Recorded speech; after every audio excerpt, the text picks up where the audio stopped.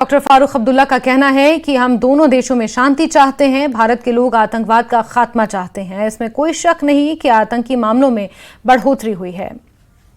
دیکھیے، یہ بہت افسوس کا مقام ہے کہ جہاں ہم لوگ چاہتے ہیں کہ دونوں ملکوں میں امن آئے، اس کے بجائے امن کے بجائے ایسا ماحول پیدا کیا جا رہا ہے کہ لڑائی نہ ہو۔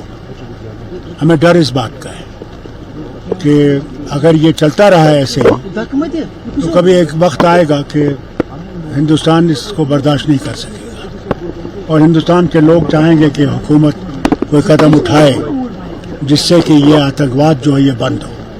اور اس میں کوئی شک نہیں ہے کہ آتنکواد بڑھ رہا ہے اور بڑے ٹرینڈ لوگ آ رہے ہیں، اس میں کوئی شک نہیں۔